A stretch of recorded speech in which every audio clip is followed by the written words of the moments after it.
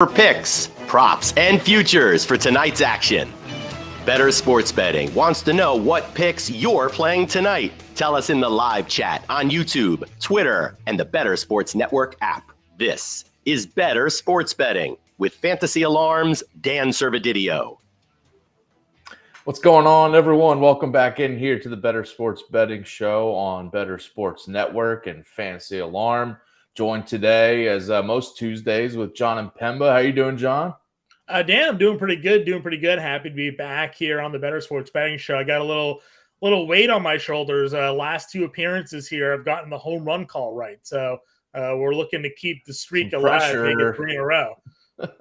Pressure's mounting here. Pressure's on, big time, yeah. Well, I'm going to definitely follow you then, because I have had zero success with my home run calls. I could do all the prep and all the stats, and it just seems like, oh, this guy's going to go 0 for 4 tonight. That's what's going to happen. So maybe I'll just back you tonight. But yeah, we will have our daily dingers, our home run calls to wrap up today's show. But plenty of MLB picks for you, some best bets, player props, all of that. Me and John are definitely glued into tonight's full slate. We got a huge slate, as Tuesday nights usually are, baseball-wise. So we'll have plenty of picks there. And then we'll be talking a little bit of NBA. You know, yesterday's show, me and Howard broke down some NBA draft odds and props for, the number 2 pick, the number 3 pick, that kind of thing. But we'll be diving into some more of that, because I got John on the show, and he's glued into NBA. And we have some NBA trade rumors and stuff to discuss that could be impacting Thursday's first-round draft picks. So definitely going to get his take on some of those things and some, odds shifting in the last 24 hours on some of these first round picks, number 2 pick, that kind of thing. So we'll get John's take on that. By the way, if you haven't already, before we get to some picks, gotta, give a shout out and promote our fantasy football draft guide at Fantasy Alarm. If you haven't already, go check it out right now. You can get it for $26.99, but you can also get it for free if you have the All Pro subscription at Fantasy Alarm, which you can get a free 7-day free trial right now for the Fantasy Alarm All Pro subscription there. So definitely check the Fantasy Football Draft Guide out. We had the running back tier rankings up today from Andrew Cooper. Yesterday was the quarterback rankings, and every day we're pumping out new additions to this draft guide to help you prep for the start of NFL season. It's right around the corner. This summer's going to fly by. John's going to be going on his honeymoon. He's going to come back, and it's going to be grinding towards the NFL draft. It was a planned time frame for this honeymoon. I knew. Yeah, there you go. As soon as I'm back, we're right first week of July, and it is headstrong into fantasy football season, which for some started 3 months ago with best ball. So, I mean, we're talking about not only just, the best ball season kicking off here. Dynasty leagues have been going on for a while. We've been doing round-the-clock football coverage here with Andrew Cooper, Britt Flynn, Kev Tompkins, a lightning round crew. So there hasn't been any layoff of content, but now that the draft guide is here, it's serious, right? People are going to start getting their home leagues going. Their office leagues are starting to go. It's going to be a wild time over the next couple of months getting everything in order for everybody to dominate their drafts for sure. Yeah, and you got to pay attention now to all the roster moves and stuff. We still got names like Dalvin Cook and DeAndre Hopkins still out there in free agency, who could be obviously changing the fantasy football landscape drastically wherever they land. So going to be interesting to see which teams they sign with. But yeah, plenty of stuff every day coming out from Fantasy Alarm's draft guide there, Fantasy Football Draft Guide. So definitely check it out. Let's get to our MLB picks tonight and our best bets. We each have our best picks for tonight that we're most sure of. So what do you got for us first here for your best bet? Yeah, listen, I got Marcus Stroman plus 165 to get the win here tonight. You always get plus odds on pitcher wins. Stroman's picked up a win in 6 of his last 7 starts. He's got a win in 3 straight. He's got 8 wins on the season. He's going up against a Pittsburgh Pirates team over the last 2 weeks, pretty much last or second to last in every offensive category against right-handed pitching. Stroman just faced Pittsburgh, got a win in that game here. It just feels like a great matchup here for him and the Cubs. So getting, almost 2 to 1 plus 165 on him to come out with the W here tonight. I liked those odds, and that's my favorite play of the day. Yeah, I like that. He was your cover for the Prize Picks video as well today, too, yeah, right? Yeah, so I'm a little. I'm in on it. I'm all in on Stroman here, but they set his prize picks point total at 29.5 for tonight, which is incredibly low. He's gone over that in 12 of his 15 starts on the year. He's gone over it in like 6 of his last 7. It doesn't really make sense why it's so low. We've talked about this before. Sometimes Vegas knows, right? So you're looking at this total, you're like, really no. He's averaging 44 fantasy points on prize picks over his last 5 starts. They set him at 29.5 today. He is it was minus 150 on the under 2.5 earned runs allowed, but it was over 5.5 hits was minus 130, and over 1.5 walks was minus 195. So DraftKings Sportsbook thinks he's going to be giving up 6 hits, walk 2 guys, but give up less than 2 runs. Like, the numbers there are a little murky for me. And then you saw the low fantasy point total, and it could be a trap play, but all the numbers, you're going to get the 165 there just on a guy that's minus 150 to give up 2 runs. I mean, or less. I just felt like that was too good of a play. So I went over the fantasy score on prize picks today, 29.5. And I'm going plus 165 on him to get the win tonight as well. Yeah, I like that. Yeah, I'm looking on DraftKings right now. He's, the Cubs are minus 130 to win the game on the money line, which is interesting when then you shift over to look at Stroman's odds to get a win. So, it doesn't totally line up there. Obviously, they could be tied, and he doesn't get the win, but they still win. Oviedo's not really a great pitcher, right? So I mean, like, but Chicago against righties, they have some guys that can hit for power, but they're generally better against lefties. There's some minutia in there, and it's on the road too. Chicago being on the road here maybe leans a little bit into that line as well. But Stroman's been such nails of late, and Pittsburgh's been so bad against righties. It felt like a bet I'm willing to take the play on here at plus 165. Sweet, yeah.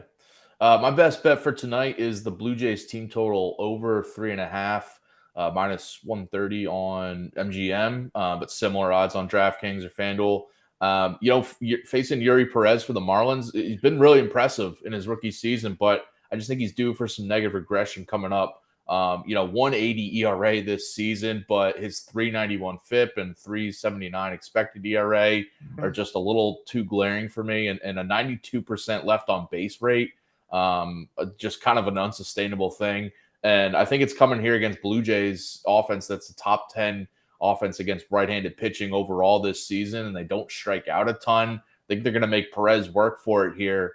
The Jays are more league average against righties over the past 2 weeks and have been up and down lately, but I just think there's a bounce back here, after getting shut out yesterday by the Marlins staff. And I think today against Perez, just having some glaring, 227 BABIP for Perez as well. A little worrisome to kind of sustain that. So I think Perez could have some issues. And the other thing, when you look at Perez's game logs, from this season, he's faced some, below average, subpar offenses like the A's, the White Sox, the Nats, Mariners. But Toronto is probably his toughest test yet this year, even though they have been up and down. So I'll back the Jays team total here. I looked at their, the money line and all that, but I just kind of backing them, just the offense just having success, because you say Kikuchi's on the other side, and I have no idea what we're getting from him. Yeah, I don't think much, honestly, from Yusei there. But listen, Toronto's been one of the more frustrating teams all season long to really play in DFS. They had that one game where they scored 20 runs, but then they went on like a 10-game stretch where they scored 3 or fewer in like 7 of those 10. So they have the name value for talent-wise, but those guys, Vlad Guerrero is not paying off his draft stock right now where he was drafted. Bichette's looked good, but Stringer's been wishy-washy. Varsho has the counting stats, but he's been inconsistent. They just lost Kirk to the IL. Definitely an offense that should be better than it is. And maybe, like you said, some of those regression stats for Yuri Perez come shining through here tonight, and Toronto gets the over. Yeah, maybe Perez is just going to be a stud all season, but I feel like he's going to run into 1 or 2, below average outings. There are levels to the game, they say. You got to get over the hump here. Exactly. But the Blue Jays. Chapman started out hot. Now he's cooled off a little bit for the Jays. So, yeah, you're right about that. Go check out the MLB Best Bets article, by the way, over on Fantasy Alarm to get some more picks, because it's not just me and John giving out these picks. Today's Best Bets article, I think was Howard up on it. Yeah, Oh, it was Wags had again today? Okay, yeah, yeah. Howard's on the MLB DFS playbook today. So Okay. Josh Wagner has his best bets out there. Yeah, yeah. And he might have a pick that just kind of contradicts me there. I'm looking at it now.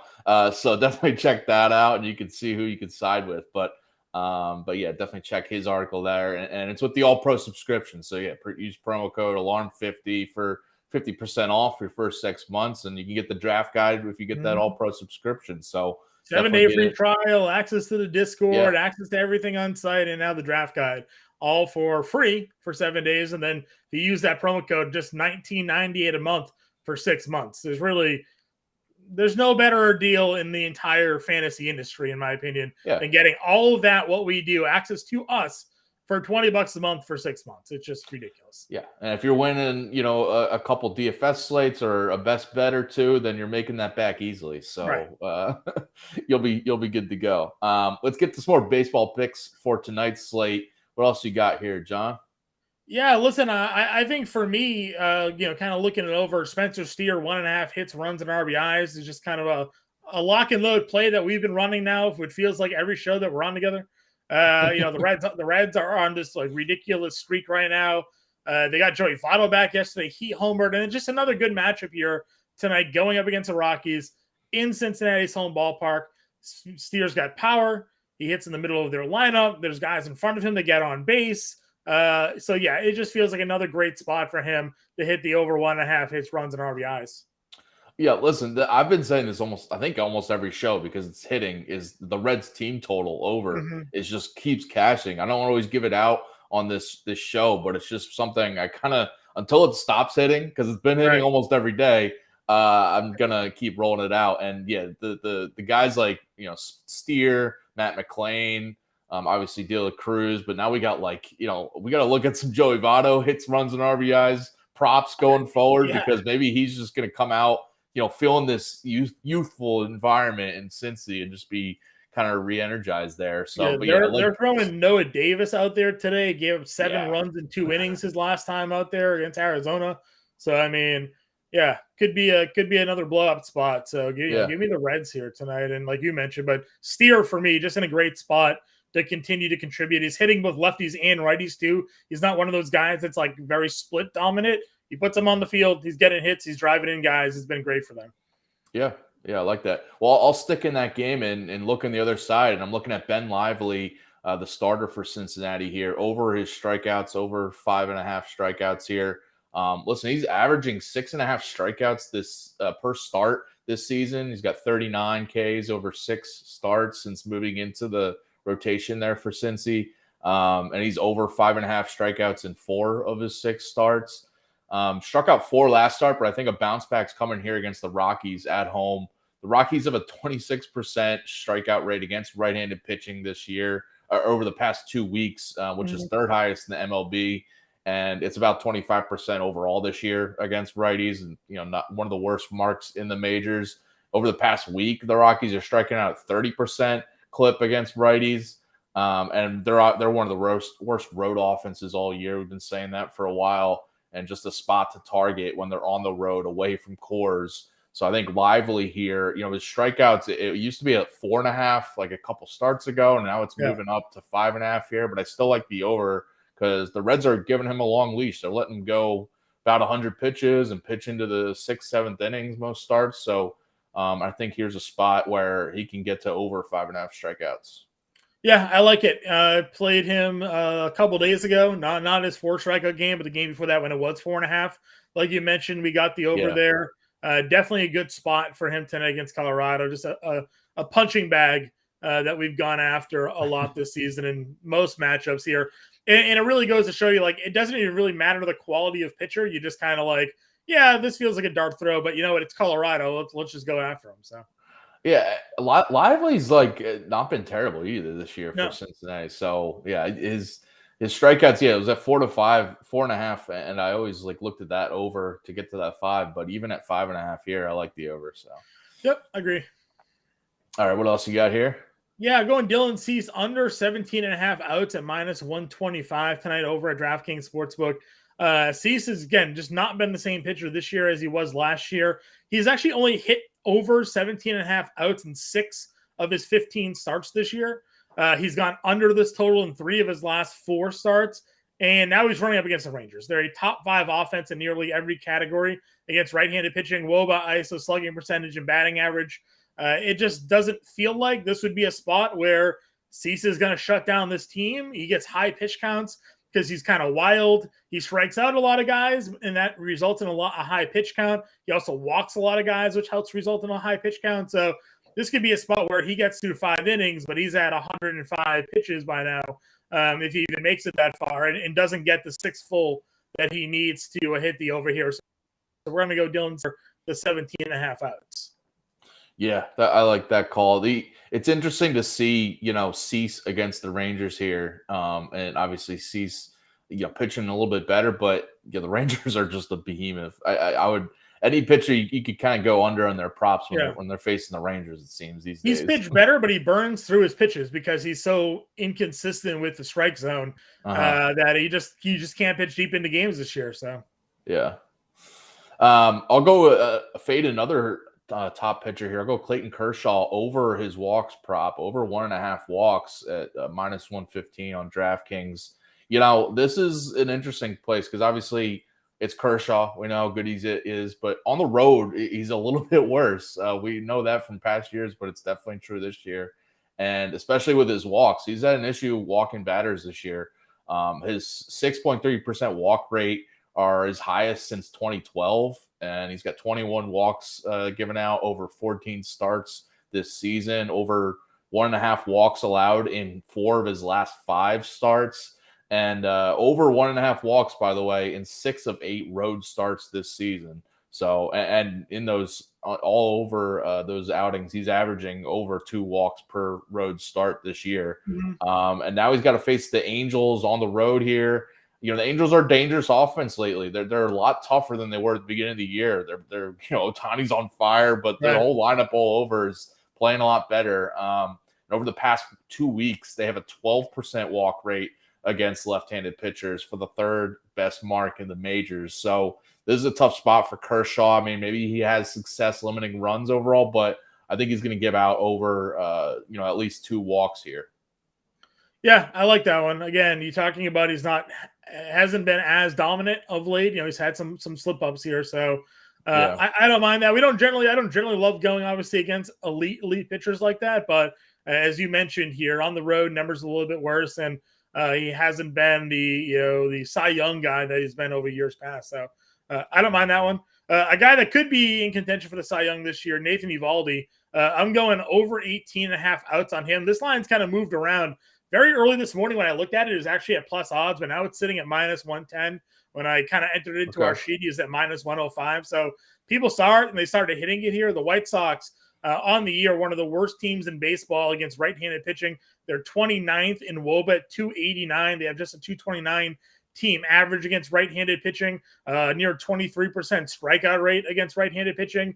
I know they've gotten some guys back a little bit healthier, Eloy and Luis Robert, and that's helped them get a little bit better, but not really much better. They're 25th in WOBA the last 2 weeks, just a 205 batting average. What they're doing is hitting for power. They have a 199 ISO against right-handed pitching there. That's the 5th highest in baseball, but it's basically an all or nothing team right now for them. They're either hitting for power or they're not hitting at all. They have a 26% strikeout rate against right-handed pitching. And then you want to look at Nathan Eovaldi. He's maybe been the workhorse of the league. Last year we looked at Alcantara and all the late, the deep games and complete games that he was throwing. Well, that's been Nathan Eovaldi this year. He's gone over this total more than a handful of times on the season. He had a couple of complete games. He had another New York complete game here. So we only need 6 1/3 innings for him to get over this total here. So he's done that in 2 straight starts. He's done that in 5, 6, 7 of his last 8, 7 of his last 9 starts he's gone over. So give me the Nathan Eovaldi over 18.5 outs against the White Sox tonight. Okay. So you like Eovaldi's over outs prop and you like Cease's under outs prop in that same matchup. Yeah. Do you like the Rangers, the money line's minus 150, maybe a little pricey? Might as well just do a same game parlay at this point, right? and just hit it up because I like Seager obviously tonight. So yeah, maybe DraftKings gave us a boost on our same game parlays tonight. Maybe I'll have to go take a peek and see what we got going on there for this game. Because that is, I didn't even realize put those two together at the time, but yeah, that's where I'm at. Yeah, so you could go with and actually when you were talking about Cease there, it was minus 140 on the money line for the Rangers, and now it's up to minus 150. So if you want that, grab it now, I guess. Yeah, exactly. Interesting there. My next pick here is the Mariners money line, minus 105 on DraftKings. I got it at. George Kirby having a strong season for the Mariners, 3.24 ERA, and his FIP's even lower at 3.11. His command especially has been nice to see this year, 1.9% walk rate, which maybe isn't totally sustainable, but last year he's at 4.1% walk rate and among the top 5% of qualified starters there. Facing a Yankees offense just really limping right now with Judge out. And kind of, that absence seems to be growing larger by the day. The Yankees have the worst offense against right-handed pitching over the past 2 weeks with a 268 WOBA and 196 batting average, both dead last in the league against righties.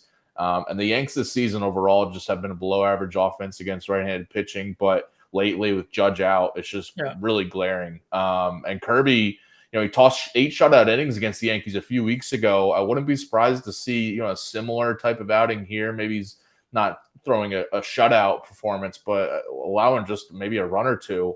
So I think he's going to be strong for the Mariners, even on the road. And then the other side, it's Garrett Cole, which it's a tough matchup, obviously, but he's got some weird, advanced metrics this season that have me a little worried. Just not as dominant every outing. He's got 2.75 ERA, which is solid, but a 4.03 expected ERA and a 3.50 FIP. So a little worrisome there. And when you look at some of the other stats, his K rate is way down. His walk rate's a little higher.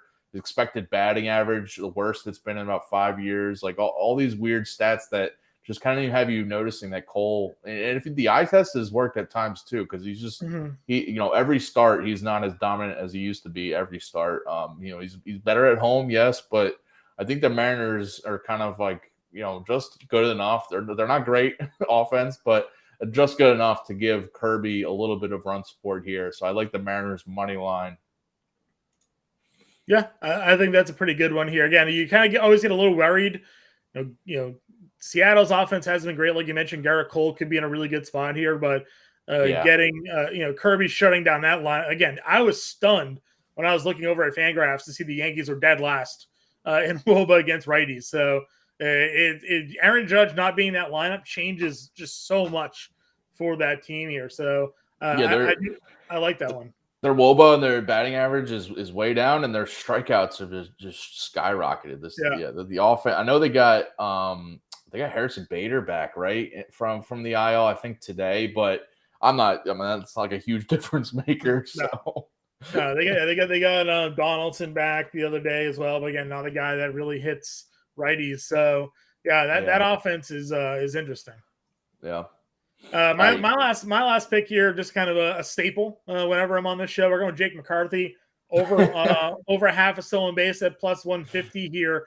Colin Ray is a guy you can run on. He's allowed 8 stolen bases on the year. That's one of the higher numbers in all of baseball. He's no Noah Syndergaard, who's allowed 20 stolen bases on the year, but 8 stolen bases is like a top 5 or bottom 5, however you want to look at it, for the number there for pitchers. So he's also struggled against lefties. So McCarthy's hitting 9th again today.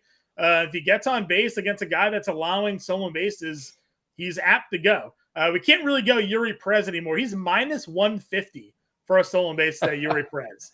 So the days of using Yuri Perez are long gone here. So let's take the plus 150 on Jake McCarthy. It was big sad the other night. I took the over on his stolen base with him and Carroll in a parlay. And he came up against Bieber and he homered instead. They needed him to get on and steal a second. Instead, he ends up hitting the home run on his last at bat that kind of cost me the play. But I'll run right back to it plus 150.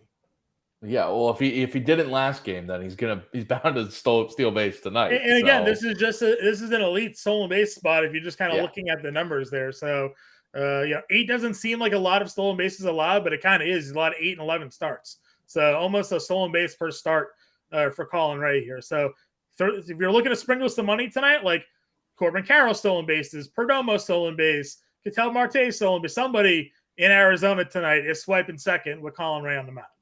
Yeah, and he hasn't faced, a Diamondbacks offense, right? That is going to be stealing bags whenever they get on. They haven't been shut out yet this year either, the Diamondbacks, which is an interesting stat. Only team in baseball not to be shut out this year. So men will be on base, they will score runs, and they will be running. By the way, I think earlier you're saying just a slip of the tongue, Yuri Perez for the stolen bases. But it's Esteury Ruiz. Yeah. Ruiz. There we go. Yeah. Well, Yuri Perez is the guy I'm fading for the Marlins, but yeah. right. Ruiz, but Ruiz. I was just looking at him because I was expecting either him or McCarthy stolen base prop from you tonight. Yeah, Esteury Ruiz is minus 150 now. We can't do it anymore. So. I mean, that's crazy. That is crazy. That is odds are minus 150 to steal a base. So. If you're gonna bet him to steal a base, you might as well bet him to get a hit or something like that, right? Like kind of parlay. You might as well just bet him to go under, under the stolen base. Probably that's true too. Yeah. All right, my last pick before we get to some NBA talk and some home run calls. I'm going with the Padres Giants over 8.5. We got Anthony DeSclafani against Seth Lugo here to start. DeSclafani's been shaky lately, 9 ERA over his last 3 starts through June and 5 earned runs in 2 of those last 3. His ERA now shot up to 4.31 after being, getting off to a solid start earlier this year. And the Padres offense been a lot better lately with Tatis, Machado, Soto all healthy and back in there and hitting a lot better. And San Diego's top 10 offense against right-handed pitching over the past 2 weeks. So I think this is a spot DeSclafani could run into some issues. And the other side, it's Seth Lugo, first game back from injury tonight. But, after missing a month, and I think it's just a tough matchup to jump right back into. The Giants are top 5 offense against right-handed pitching this season. And over the past week and 2 weeks, they're on fire. They've scored 7 or more runs in 6 straight games and 7 in our last 8 games. I know they'll cool down at some point, but I don't think it's here at home. I think they're going to keep it going. They're playing with a lot of confidence right now. And against righties, that's been a spot for this Giants offense to really light pitchers up. So like the over here, 8.5. Doesn't really matter who's in the Giants lineup because they've had guys in and out with injuries all year. They've just been hammering righties this whole season. Right? So, yeah, I'm with you on that one 100%. And they have Matos now hitting 6th in their lineup. They called him up, and he's been really good in a couple of games. He's kind of inserting himself in there since Haniger went down. So, yeah, I'll ride that one for sure with you. Yeah, last night it was interesting. I took their over, actually on the show, I took their over team total. I think it was 3.5, and they were kind of getting shut down for the most part by Waka, who I thought would have, regression there, but he did his thing. And then late, the Giants kind of came through, tied it up at 4, and then Yastrzemski hit that walk-off home run like late last night to get the over there. But yeah, it was their offense is just like seems that they're just clicking right now, and they're right in the middle of the wild card hunt. Like they're feeling it. Yeah, they had a lot of guys that beginning of the year they always had righties, but a lot of guys that had always profiled better against lefties. They started the year slow against lefties, but now they're starting to pick it up, and they're really just hitting everybody at this point. So so and you don't generally expect that from a Giants offense. For so long, they were pitching because of that ballpark here that they play in, and now those bats are starting to come around from guys that aren't really typically household names either. Thairo Estrada, Conforto was out of baseball all season long last year. He's coming up big for them, so they're getting some nice performances out of guys. Yeah. Before we get to some NBA talk here, just want to remind you guys, David Barnett and Pat Perry deliver informative and entertaining golf talk, including interviews with PGA Tour and live golf players and caddies. You can have more fun with golf and win daily fantasy sports and betting with the Tour Junkies show here on Bettor Sports Network. We had David Barnett on last week at the U.S. Open. He gave us a couple winners, a couple props that cashed. So definitely listen to them. They're giving you guys, they're fully glued into to the golf scene there. And we got Drew Phelps over at Fantasy Alarm, who's giving you PGA DFS playbooks and the PGA DFS previews articles that are free up on Fantasy Alarm right now. So you can check that out as well. Some NBA talk here. I just wanted to run things by you because you can see here, we got Bradley Beal going to Phoenix. I don't think the trade is official, but it looks like it's going to happen here. Chris Paul is moving to some other team here. But what are your kind of like instant reactions to this trade here? Beal going to Phoenix. Well, I guess I would assume Beal's going to play point on that team. I guess like he played some point guard for Washington at times, I mean, it's positionless basketball now in the NBA anyways, but it doesn't, I don't know who would then play point guard for them. I don't know. Him and Devin Booker could switch off and on, maybe. Yeah, like they could. He had point Booker for a while last year when Paul was down. I mean, they'll probably bring somebody in, but then you're kind of shifting guys out of position there. They'll be small if they decide to go a 3-guard, 2 forward sort of offensive rotation there, having to play Booker at the 3, I would guess, if they wanted to actually have like Campaign be their actual point guard in that offense. I mean, listen, obviously there's elite scoring there, but I don't think like Chris Paul was their problem for getting over the hump. Getting Bradley Beal will add certainly another true scorer to that offense. But I don't know if that's enough to compete in the West yet. I mean, still got to deal with the Warriors, still going to have to go through the Nuggets there on that team. So, sure, they're probably marginally better, but I don't really consider Bradley Beal to be the difference maker on that team personally. Yeah, and they still have DeAndre Ayton, who we all thought might be traded by now. He still may be. Some rumors flying around there today. Okay. That he could be a guy that they're looking to get out from under because the money that he's owed. The problem is trying to find a team that's willing to take on that money, and they need to find multiple partners. We could be looking at 3 or 4 team trades here where Ayton gets shipped. My biggest issue was when they traded for Durant, they got rid of a lot of their depth, and that team just became very shallow come playoff time. I know teams use shortened rotations, but they could have used someone like Mikal Bridges on that roster still to play wing defense. Instead, they traded him away. They didn't really have enough horses there, I don't think, to compete with some of the stronger teams if they didn't get the elite performances out of Booker and Durant to really carry them through. Again, Beal can certainly now help their scoring. They're going to be a 3-headed monster, but I wouldn't consider them a favorite to win the West, truthfully. So, again, unless they can make some moves to get better depth on that team, I'm still a little skeptical. Yeah, and it'll be interesting to see where Chris Paul lands because there's been some rumors that he's not going to stay in Washington. Yeah, he'll get bought out probably. Yeah, he'll get bought out. Maybe the Clippers have been mentioned there, so that'll be interesting because he's older, obviously, and he's got some injuries in the recent years, but he's still a very good point guard. He wasn't their problem, so I don't, I don't know what the reasoning for wanting to get out from underneath him was, other than maybe they just felt like they needed another guy that can score to compete, with those teams in the West, and Paul is definitely maybe the last of your traditional guards in the league here. Yeah. I would love him in Boston just as a selfish Celtics fan, getting a true point guard to run that offense and feed Brown and Tatum, but it seems probably unlikely he lands up in here. But the Celtics are another team rumored to maybe be in on some trades ahead of the Thursday draft. So we'll see what happens there. Could be a very exciting night in the NBA.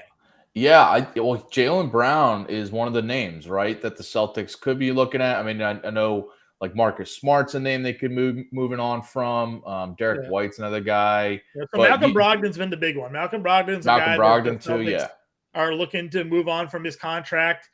Unfortunate the way it ended for him. I mean, had he been healthy for the Celtics, maybe they make it through the Eastern Conference Finals, but he tore that ligament in his elbow in game 1 and just couldn't play. He was inactive for the final 2 games of that series.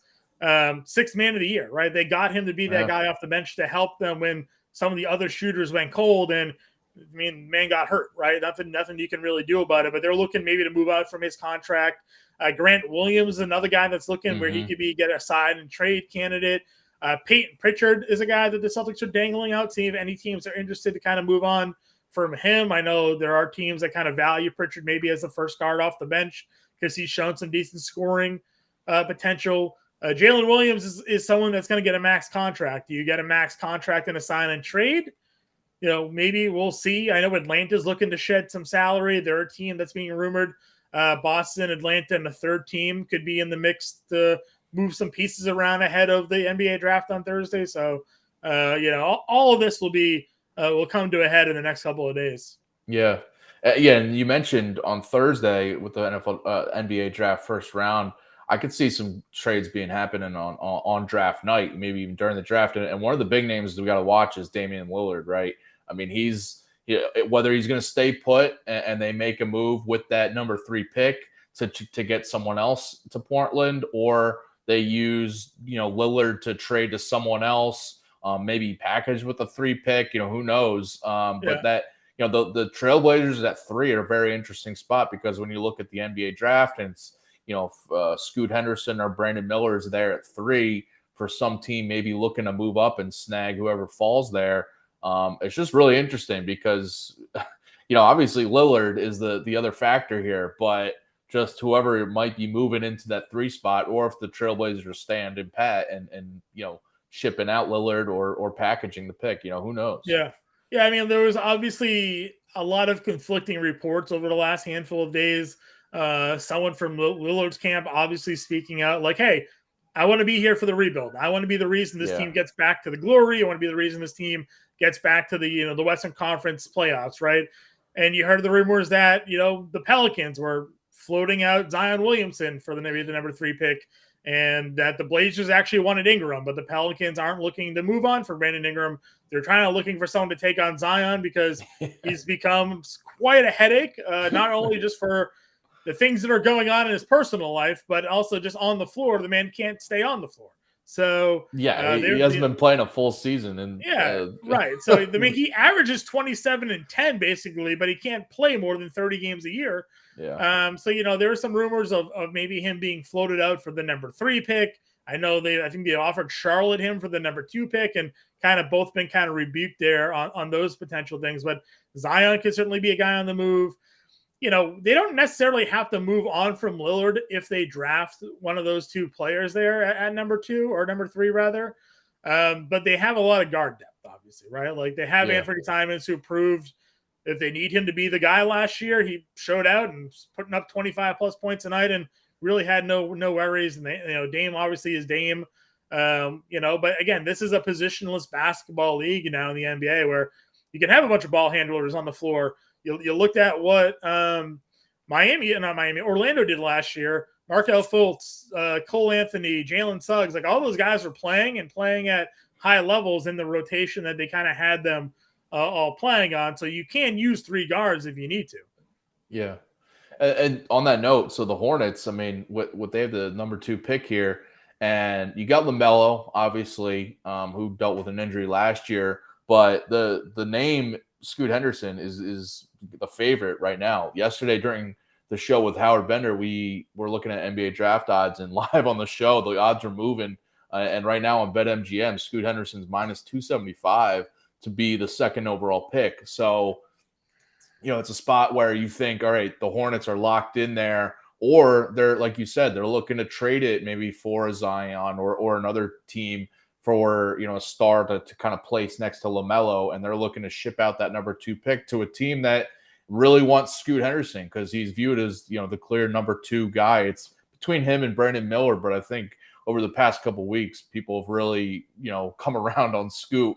For a while, it was basically Wemby and then Scoot, but I think, Brandon Miller's strong season for Alabama really put him into that conversation to be the number 2 pick, but I think Scoot Henderson is now rightfully the favorite again. So whether it's Charlotte standing pat and grabbing Scoot Henderson to pair with LaMelo Ball, or if they trade the pick out, it looks like Scoot's going to be the number 2 pick now. Yeah, listen, I actually think that's fine. Like, you look at Scoot Henderson and where his game is at, and you look at what LaMelo Ball does. I hate being repetitive here, but in the positionless basketball NBA, LaMelo Ball is their leading scorer. He's their leading 3-point shooter. He also is their leading assist man. He's like 2nd in rebounds. He just is all over the floor for them. You can pair him up with a guy like Henderson who facilitates the offense a little bit more and still get the ball in LaMelo Ball's hands enough for him to be the best player on the team there. We've seen teams where guys have had high assist totals together, so it's not as if they both can't distribute the basketball and make that offense flow a little bit better. Maybe that helps maybe having a guy like Henderson that can run an offense and spread the floor a little bit more and make teams think about it and allow LaMelo to move off the ball could be interesting. But they also have Terry Rozier there. They have other guards in that offense, so they'll have to figure out what's going to go on. They'll probably have Bridges back this year. I mean, nothing official yet on that front, but there's a lot of indications that probably return to Charlotte now that his legal troubles are sort of behind him and he's got the suspension to deal with, but probably comes back in that offense here. Charlotte's an interesting team, kind of given the way they've been comprised. But like you said, the NBA draft, they could draft Scoot Henderson, and 30 minutes later, we could find out he gets traded, right? These drafts, these trades in the NBA, the team will make the pick and trade the player after the fact. And they're swapping hats during 9 interviews during draft night, just the way it happens. That's why, a week or two ago when I was thinking about, looking at draft odds on FanDuel and Scoot Henderson was last week, even last Thursday, he was plus 125 to be the number 2 pick.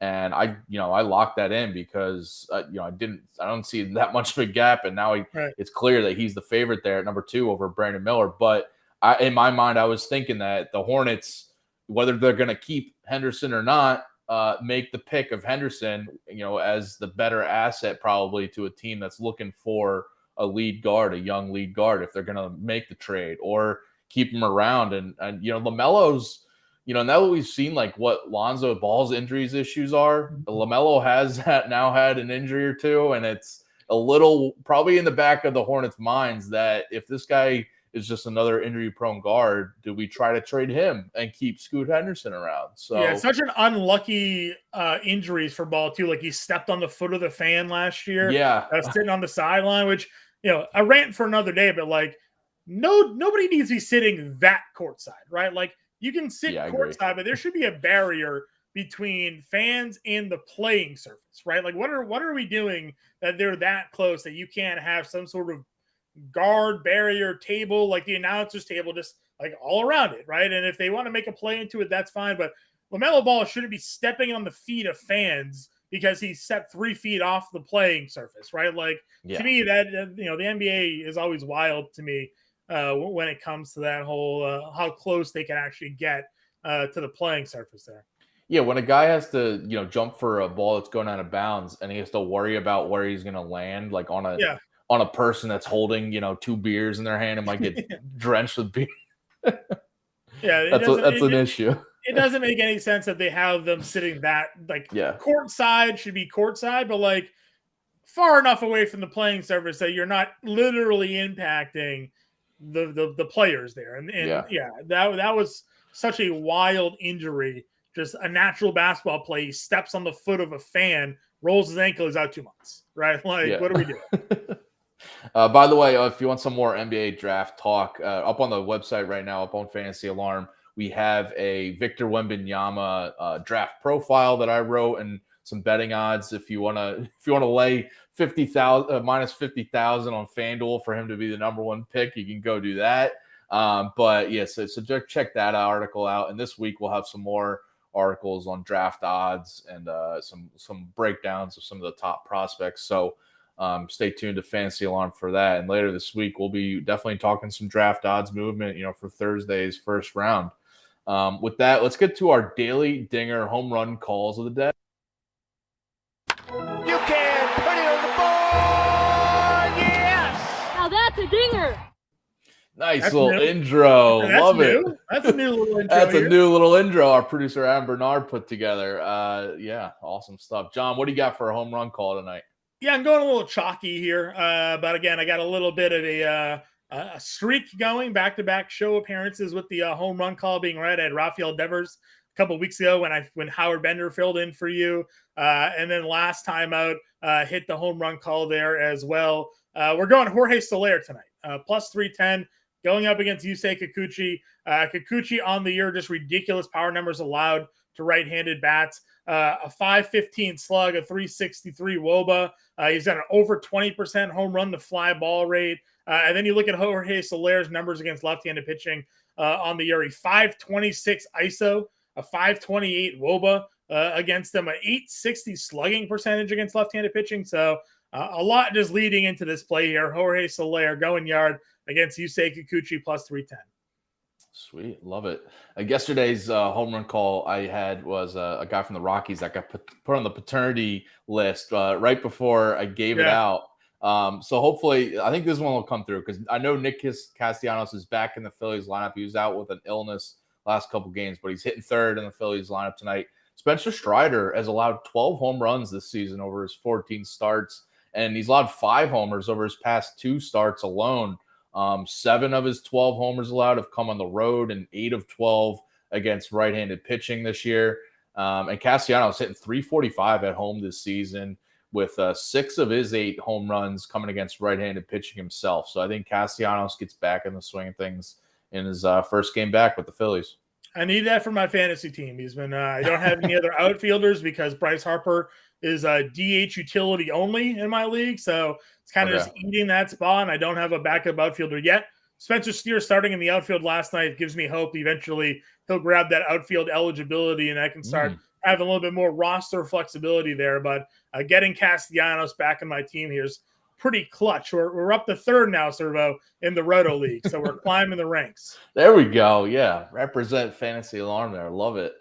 By the way, tune into John and James Grande right after us here at 5 o'clock Eastern. They're going live for the Quick Pitch MLB DFS live show, as they do every day at 5 Eastern here on Bettor Sports Network. They'll be helping you guys build some DFS lineups. So maybe Castellanos cracks the outfielders there for a top DFS play. But yeah, some great, more in-depth baseball talk between those guys as they do every day.